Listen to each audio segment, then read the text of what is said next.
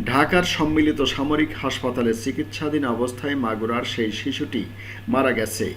বৃহস্পতিবার বেলা ১টার দিকে চিকিৎসক তাকে মৃত ঘোষণা করেন। সিএমএইচের পেডিয়াট্রিক নিউরোলজি বিভাগের অধ্যাপক কর্নেল নাজমুল হামিদ ও বাংলাদেশ সেনাবাহিনীর ভেরিফাইড ফেসবুক পেজে এক বিবৃতিতে এ তথ্য নিশ্চিত করেছে। সেই সঙ্গে বাহিনীটি শিশুটির মৃত্যুতে শোক প্রকাশ করেছে। অধ্যাপক কর্নেল নাজমুল হামিদ বলেন, আজ সকালবেলা ২ দফায় শিশুটির কার্ডিয়াক অ্যারেস্ট হয়। সিপিআর দেওয়ার পর তার হৃদস্পন্দন ফিরে আসে, কিন্তু বেলা ১২টায় তার আবার কার্ডিয়াক অ্যারেস্ট হয়। এই দফায় সিপিআর দেওয়ার পরও তার হৃদস্পন্দন আর ফিরে আসেনি। বেলা ১টার দিকে তাকে মৃত ঘোষণা করা হয়।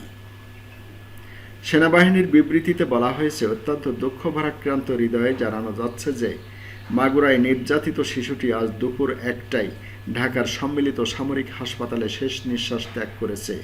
ইন্না লিল্লাহি ওয়া ইন্না ইলাইহি রাজিউন। সিএমএইচের সর্বাধুনিক চিকিৎসা ব্যবস্থা প্রয়োগ এবং বিশেষজ্ঞ চিকিৎসকদের সর্বোচ্চ প্রচেষ্টা সত্ত্বেও তাকে বাঁচানো সম্ভব হয়নি। শিশুটির আজ সকালে ৩বার কার্ডিয়াক অ্যারেস্ট হয়েছে। ২বার স্থিতিশীল করা গেলেও তৃতীয়বার আর হৃদস্পন্দন ফিরে আসেনি। গত ৮ মার্চ শিশুটিকে সংকটাপন্ন অবস্থায় ঢাকা সিএমএইচে ভর্তি করা হয়।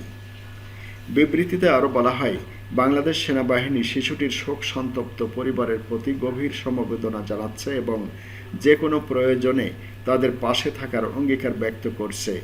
বাংলাদেশ সেনাবাহিনী শিশুটির বিদেহী আত্মার মাগফিরাত কামনা করছে।